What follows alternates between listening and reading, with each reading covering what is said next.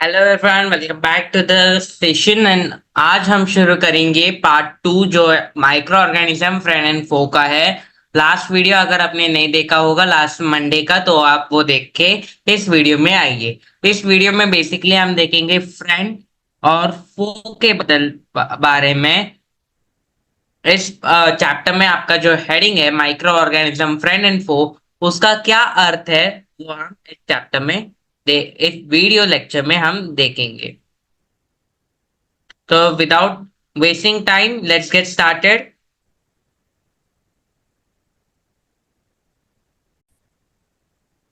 पहला जो है आपका फ्रेंड का देखते हैं कि माइक्रो ऑर्गेनिज्म हमारे लिए कैसे यूजफुल बन जाते हैं। इसके लिए हम देखते हैं कि एंटीबायोटिक्स एंटीबायोटिक्स जो है वो एक बहुत ही इंपॉर्टेंट रोल प्ले करता है। तो एक बार मैं आपको यहाँ पे एक्सप्लेन करता हूँ।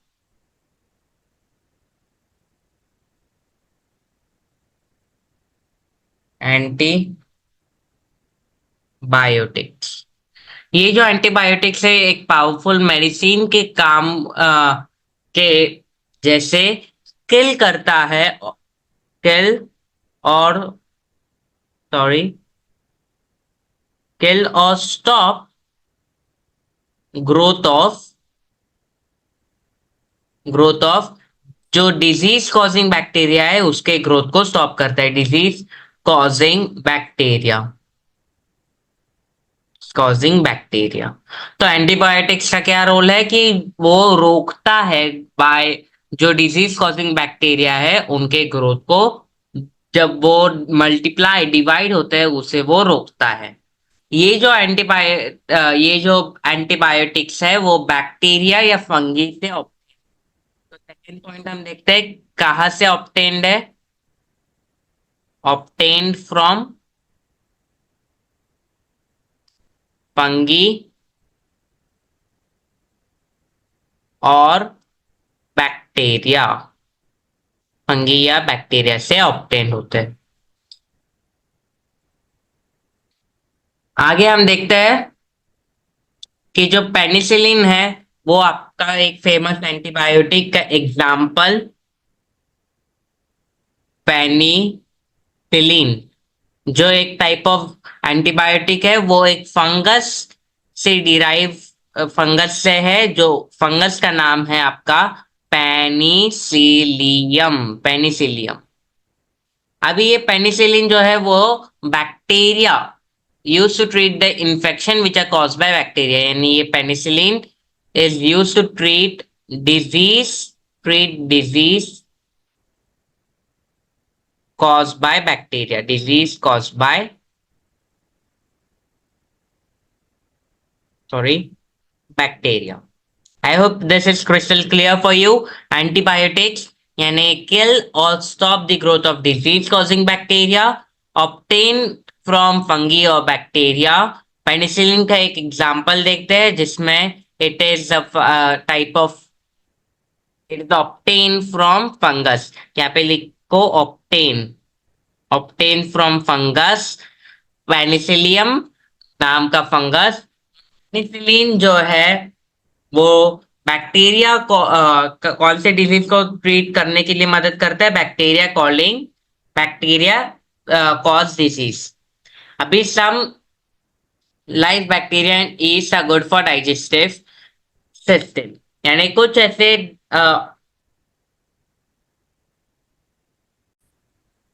अभी जो मेरा बैक्टीरिया और ईस्ट है it helps in digestive system and it is use for producing vitamin B. Vitamin D produce करने के लिए मदद करता है कौन, बैक्टीरिया और ईस्ट।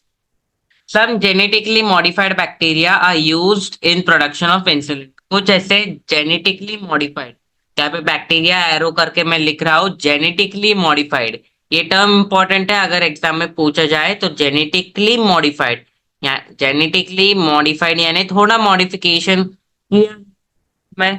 जेनेटिकली मॉडिफाइड वो किसके लिए, इंसुलिन प्रोडक्शन। अभी इंसुलिन ये नाम आपके घर पे किसी ने सुना है, इंसुलिन प्रोडक्शन। हाँ, तो ये जो वो डायबिटिक एक टाइप ऑफ हार्मोन है। एंडोक्राइन एंडोक्राइन या एक्सोक्राइन हार्मोन वो मुझे आप कमेंट सेक्शन में बताओ, बट ये एक टाइप ऑफ हार्मोन है जो डायबिटीज जो लोग हैं जिन people hormone people who are suffering from diabetes, people who are suffering from diabetes उनके लिए ये बहुत इंपॉर्टेंट है, बिकॉज ये कंट्रोल करता है and just diabetes hormone control करता है ब्लड शुगर लेवल को, ब्लड शुगर लेवल। ये ब्लड शुगर लेवल अगर ऊपर हो जाए नीचे हो जाए ये सब आप टेंथ में पढ़ोगे। इसके लिए हम कहते हैं फीडबैक मैकेनिज्म, जो आप टेंथ क्लास तक आके पढ़ोगे। फीडबैक मैकेनिज्म यानी इंसुलिन प्रोडक्शन बढ़ गया तो प्रोडक्शन घटता है बढ़ता है, वो सब आगे आप पढ़ोगे। अभी जो नेक्स्ट है iodine, it is used in medicine obtain from brown algae। Iodine जो है मेरा next type iodine, iodine it is used in medicine obtain from ten by brown algae यानी बाय algae। ठीक है, अभी इसमें एक इंपॉर्टेंट टॉपिक जो आता है आपका वैक्सीनेशन, की वैक्सीनेशन क्यों लेना पड़ता है और वैक्सीन यानी क्या।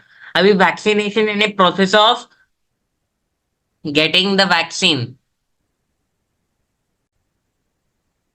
Is known as vaccination. और वैक्सीन मेरा क्या है, it is a biological preparation, I write over here biological preparation यानी लैब में किया जाता है vaccine to treat some to treat disease is known as vaccine. अभी इसकी वजह से ऐसे जो डिजीज होते हैं वो जल्दी क्योर हो जाते हैं। यही बात इस चैप्टर में बताया, इस टॉपिक में बताया गया है मेडिसिन में, जिसमें पहले हमने एंटीबायोटिक्स का देखा, उसके एग्जाम्पल देखे हैं, और अभी ईस्ट बैक्टीरिया और आयोडाइन। आई होप आपको ये क्लियर होगा। आगे आगे हम देखते हैं फर्मेंटेशन। फर्मेंटेशन में हम देखते हैं आपके 3 पॉइंट्स आते हैं, जिसमें इट इज अ प्रोसेस जिसमें शुगर प्रोसेस है जिसमें अपना शुगर कन्वर्ट होता है अल्कोहल में। The process in which sugar is getting converted into alcohol.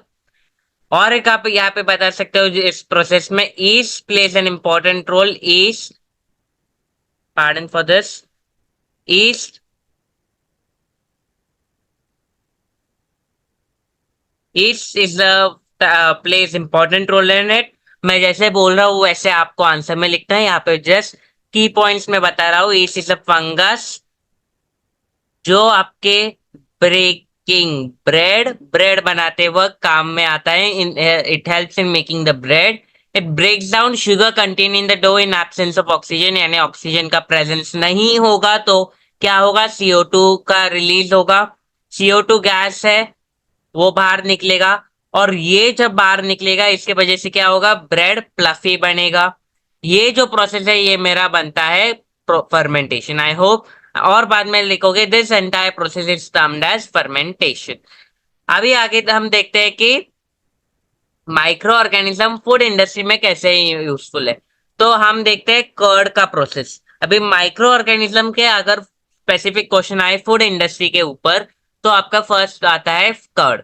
अभी कर्ड इज मेड बाय, जैसा आपने अपने मम्मी को देखा होगा कि थोड़ा दही आप दूध में डालते हो मम्मी लोग, तो वार्म मिल्क में, और कुछ घंटों तक अनसेटल यानी रात को लगाते हैं 10 10 घंटे ऐसे हो जाता है। सुबह देखते हैं तो मस्त प्रॉपर सेट करके दही मस्त हो जाता है। इसमें एक इंपॉर्टेंट पॉइंट है क्यों, कि 30 to 40 डिग्री में ही उसको रखना चाहिए, क्योंकि एक specific temperature for fermentation. Why why एक क्वेश्चन आता है, मैं डिक्टेट कर रहा हूँ, why specific temperature specific warmness is required, for the process of fermentation. अभी ये जो प्रोसेस है जिसमें मिल्क अपना कन्वर्ट होता है कर्ड में, उस प्रोसेस को हम कहते हैं फर्मेंटेशन। और इस प्रोसेस में हेल्प करता है अपना लैक्टोबैसिलस। अभी है ये जो है as a result the bacteria produce lactic acid produce करता है बैक्टीरिया, लैक्टिक एसिड जो एक्ट करता है अपॉन मिल्क और एक कर्ड में कन्वर्ट हो जाता है, acts on the milk and gets converted into curd. सम आगे हम देखते हैं, सेकेंड पॉइंट है आपका ईस्ट के ऊपर। अभी जो मेरा ईस्ट है वो एक टाइप ऑफ फंगस है, is a type of fungus which is use to make bread बनाने के लिए। Yeast breaks down the sugar and gets converted into dough, जो आपने fermentation का definition देखा उसमें आता है। During the bread making, dough is left at warm place। तो वही क्वेश्चन कि warm place क्यों चाहिए for fermentation। अभी CO2 प्रोड्यूस होता है, वो tiny pockets of air within the dough packed होता है, जिसके कारण वो फ्लफी बनता है। ये इन शॉर्ट आपको ईस्ट के बारे में लिखना है। थर्ड पॉइंट आपका आता है जिसमें है आपका ईस्ट और bacteria such as acetobacter. Yeast yeast और मेरा है and bacteria is use to make wine. ये वाइन, अल्कोहल, विनेगर बनाने के लिए काम आता है। अभी मशरूम भी एक टाइप ऑफ फंगस है, आपके घर पे आप मशरूम खाते भी होंगे। मशरूम एक टाइप ऑफ मेरा फंगस है जिसमें आप देखते हो which is rich source of protein protein and vitamin B.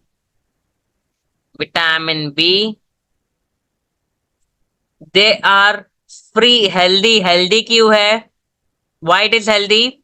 Because they are fats limited मात्रा में कम है, and it is free of cholesterol, free of cholesterol से फ्री है। अभी मशरूम के कौन से यूज है कि पिज्जा टॉपिंग्स पे यूज करते हैं, या सूप में यूज करते हैं, पास्ता में, या वेजिटेबल्स। तो ये गुड सोर्स ऑफ प्रोटीन भी है और एक विटामिन बी का सोर्स है। आगे आप फिफ्थ टाइप देखते हैं algae के बारे में। algae is rich in protein and vitamin. Again protein और विटामिन के बारे में सेम पॉइंट इसमें डालना है। ये जो है एक रिच सोर्स ऑफ पोटेशियम और आयोडाइन और पोटेशियम का रिच सोर्स है। ये आपको इन शॉर्ट इस फूड इंडस्ट्री के बारे में है। 5 पॉइंट दिए, स्पेसिफिक क्वेश्चन आए 5 मार्क के लिए तो पूरा लिखना पड़ेगा, 2 मार्क के लिए आए कौन से भी दो। स्पेसिफिक क्वेश्चन भी आ सकता है कर्ड के बारे में, कर्ड एक इंपॉर्टेंट टॉपिक है, आपको मैं यही बताता हूँ। आगे हम देखते हैं अपना एनवायरमेंट क्लीनिंग में। बैक्टीरिया फंगी और प्रोटोजोआ जो है वो अपने एनवायरमेंट को साफ रखने के लिए मदद करता है by decomposing organic waste material. Waste water treatment के लिए भी मदद करता है, यानी गंदा हुआ गटार का जो पानी होता है उसको साफ करता है, डाइजेस्टिंग ऑर्गेनिक मैटर। सेकेंड, अगर ऑयल कैरिंग शिप्स जो होते हैं या ट्रक्स जो होते हैं जो एक कंट्री और दूसरे कंट्री में ट्रांसपोर्ट करता है, थोड़ा ऑयल स्पिलेज होता है, यानी ऑयल पानी में गिरता है, तो जिसके कारण एक्सीडेंट हो सकते हैं, मरीन एक्वेटिक लाइफ डिस्टर्ब हो सकते हैं। इसके लिए भी माइक्रो ऑर्गेनिज्म हेल्पफुल है। ऑयल ईटिंग बैक्टीरिया, यानी ऑयल ईटिंग कैपेसिटी इसमें होती है, तो ऑयल ईटिंग बैक्टीरिया पे क्वेश्चन आए तो उनमें ऑयल ईटिंग कैपेसिटी होती है। आगे देखते हैं एग्रीकल्चर में कैसे मदद करता है। तो एग्रीकल्चर में मैन्यूअर, फर्स्ट पॉइंट आपका वही आएगा, मैन्यूअर। सेकेंड जो है algae are use as bio fertiliser. Some bacteria help to decomposition process में। इंक्रीजिंग द सॉइल फर्टिलिटी, ये बस कीवर्ड्स है। सॉइल फर्टिलिटी इंक्रीज करने के लिए मदद करते हैं। They also help in cleaning the environment. Next, plant can not use atmospheric nitrogen. Atmosphere में जो नाइट्रोजन है वो डायरेक्टली प्लांट्स यूज नहीं कर सकते, तो उनके लिए वो conversion of nitrogenous gas into inorganic ammonia में कन्वर्ट करने के को प्रोसेस के लिए हम कहते हैं nitrogen fixation. Nitrogen fixation. Most of nitrofixation is carried by bacteria. ठीक है, यही मोटा मोटा आपका चैप्टर था। चैप्टर का एक कंटेंट था एग्रीकल्चर इंडस्ट्री में। एटमॉस्फेरिक नाइट्रोजन एक इंपॉर्टेंट टॉपिक है। नाइट्रोजन फिक्सेशन यानी plants can not use atmospheric nitrogen, तो वो कन्वर्ट होता है, conversion of nitrogenous gas into inorganic nitrogen. Inorganic nitrogen मेरा कौन सा है? अमोनिया। अमोनिया में कन्वर्ट होता है। और most nitrogenous fixation is carried by bacteria. Bacteria carry करते हैं। Rhizobium, a bacteria, lives in the root nodules of leguminous plants, which helps in nitrogenous fixation. यानी leguminous plants जो है मेरे leguminous plants के रूट्स में मेरे कौन से बैक्टीरिया है? राइजोबियम। ये आपने 7 में भी पढ़ा है। तो वो हेल्प करता है मुझे नाइट्रोजन फिक्सेशन में। यही पूरा इस पार्ट में था। आगे बढ़ते हैं। हार्मफुल माइक्रो ऑर्गेनिज्म के ऊपर। हार्मफुल माइक्रो ऑर्गेनिज्म में पहला आपको मैं क्वेश्चन पूछता हूँ, व्हाट आर पैथोजेंस और जर्म्स? यस, पैथोजेंस और जर्म्स वो डिसीज कॉजिंग माइक्रो ऑर्गेनिज्म होते हैं। यानी पैथोजेंस और जर्म्स, पैथोजेंस या जर्म्स कैसे क्या होता है? Disease causing micro organism. और कैसे ट्रांसमिट होते हैं? एयर, फूड, वाटर और यूज क्लोथ के वजह से। अभी इसके पहले मैं मॉस्किटो के कॉन्सेप्ट पे बढ़ू, मुझे आपके लिए एक क्वेश्चन, आपके यूनिट में भी पार्ट है कम्युनिकेबल डिजीज और नॉन कम्युनिकेबल डिजीज। ये 5th स्टैंडर्ड में आपने पढ़ा है communicable diseases and non communicable diseases. तो मोटा मोटा मेरा कम्युनिकेबल डिजीजेस वो है जो फिजिकल कांटेक्ट में आने के बाद एक व्यक्ति से दूसरे व्यक्ति पर ट्रांसमिट होता है, जिसमें आप देखते हो अगर किसी व्यक्ति को फीवर आ जाए, कफ आ जाए, कोल्ड आ जाए, बुखार चढ़े, तो हैंड शेक करे या पास बैठने के बाद भी ट्रांसमिट होता है। इसलिए आप देखोगे कि कोरोना वायरस के टाइम पे हम शेक हैंड नहीं करते थे, क्योंकि वो इजिली ट्रांसमिट होता था। वो it was a communicable diseases.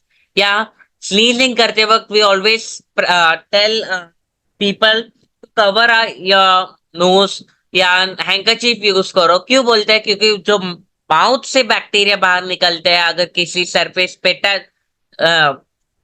Surface पर लगे या किसी व्यक्ति के हाथ पर गए जाए, वही बैक्टीरिया अगर किसी दूसरे व्यक्ति के ऊपर ट्रांसमिट हो तो वो एक कम्युनिकेबल डिजीज दूसरे व्यक्ति को भी अफेक्ट करता है। क्या ये बात क्लियर है? और नॉन कम्युनिकेबल डिजीज यानी HIV, एड्स जो मेरा है, ऐसे जो डिजीज है वो हाथ फिजिकल कांटेक्ट से नहीं होता है, वो जनरेशन जेनेटिकली ट्रांसमिट होता है। ऐसे डिजीज हम हाथ या फिजिकल पास बैठने के बाद ट्रांसमिट नहीं। अभी फिर से पीछे आते हैं, जो आपका टॉपिक था हार्मफुल माइक्रो ऑर्गेनिज्म, जिसमें वेक्टर मॉस्किटो वेक्टर। वेक्टर का क्या अर्थ है वो पहले जानते हैं और बाद में इस टॉपिक पे मैं आता हूं। Career and vector. कैरियर जो है इज और is infected person that spreads the infection, जो इन्फेक्शन स्प्रेड करे, इन्फेक्शन को स्प्रेड करे, इन्फेक्शन स्प्रेड करे since they already have germs in that body. यानी जर्म्स प्रेजेंट है, उस जर्म्स को स्प्रेड करे दूसरे एक हेल्दी पर्सन के पास। हेल्दी पर्सन के पास और वेक्टर एक टाइप है जिसमें डिजीज ट्रांसमिट होता है किसी ऑर्गेनिज्म या इंसेक्ट से ट्रांसमिट हो। क्या ये बात क्लियर है? इंसेक्ट से ट्रांसमिट हो उसे हम वेक्टर कहते हैं। अभी यहाँ पे दिया है वेक्टर, यानी वेक्टर जो है मेरा एक ऑर्गेनिज्म मॉस्किटो से ट्रांसफर होता है। अभी मलेरिया और डेंगू। मलेरिया जो है वो एक टाइप ऑफ प्रोटोजोआ है, और ए मोड ऑफ ट्रांसमिशन यानी मलेरिया कौन से मॉस्किटो से ट्रांसमिट होता है, वो मेरा है एनोफेलिस मॉस्किटो। एनोफेलिस मॉस्किटो जो है वो मेरा मलेरिया डिजीज स्प्रेड करता है, और डेंगू जो है मेरा वो फीमेल एंडीज मॉस्किटो स्प्रेड करता है। Female Andes mosquito dengue spread करता है। इतना सही इंपॉर्टेंट इस टॉपिक में था। आगे हम देखते हैं थोड़ा disease cause by bacteria. Citrus canker and crown gall are plant diseases which are transmitted through air. Air से ट्रांसमिट होता है। Anthrax is a fatal bacterial disease जो कैटल और ह्यूमन बींग्स में देखा जाता है। ट्यूबरक्लोसिस और cholera is seen in the human being. तो यहाँ पे आप इमेज उसका देख सकते हो। फिर आगे हम बढ़ते हैं डिजीज कॉज बाय वायरस के ऊपर। तो chicken pox is spread through direct contact और through air. Polio by contaminated water और एयर। रैबिस जो डॉग जब बाइट करता है तो उनसे ट्रांसमिट होता है। और येलो वाइन मोज़ेक ऑफ भिंडी ओकरा जो है वो एक प्लांट डिजीज है। Disease cause bye fungi. Ringworm infection. Foot disease जो है वो ह्यूमन बींग में देखा जाता है। और ब्लाइंट ऑफ पोटैटो एक प्लांट डिजीज है। डिजीज कॉज बाय प्रोटोजोआ मेरा है मलेरियल पैरासाइट जो है plasmodium. Is a protozoa that is transmitted by the female anopheles mosquito जो आपने देखा है। Malaria is a type of disease cause by protozoa, वो एक फीमेल एनोफिलिस मॉस्किटो से ट्रांसमिट होता है। यहाँ पे आप देख सकते हो जैसे ईवो नेक्टर ट्रांसमिट होता है वो आरबीसी, और ये पूरा आप देख सकते हो। African sleeping sickness is a disease that is caused seen in human being by protozoa. Amoebic dysentery is drinking contaminated water, यानी contaminated जो water है बहुत दिनों से स्टोर किया हुआ पानी, तो उससे ये डिजीज कॉज होते हैं। यहाँ पे मैं एक स्लाइड डाल रहा हूँ जिसमें पूरा एक समरी है डिजीज कॉज बाय एनिमल्स और डिजीज कॉज बाय प्लांट्स। ये आप गो थ्रू कर लीजिए बाद में। अभी आपके मोटे मोटे थोड़े क्वेश्चन है जो आपको कमेंट सेक्शन में आंसर करने हैं। Define fermentation. Cholera is cause by define antibiotics. What are pathogens and what are communicable diseases. Name in it two plant disease cause by micro organism और फूड पॉइजनिंग। क्या यहाँ पे हम अपना part 2 खत्म करते हैं। आई होप आपको ये वन शॉट लेक्चर पसंद आया होगा। अगले पार्ट में एक लास्ट पार्ट जो आपका है फूड प्रिजर्वेशन टेक्निक्स के ऊपर, वो हम कवर करेंगे नेक्स्ट मंडे में। और do like share subscribe my channel. Thank you.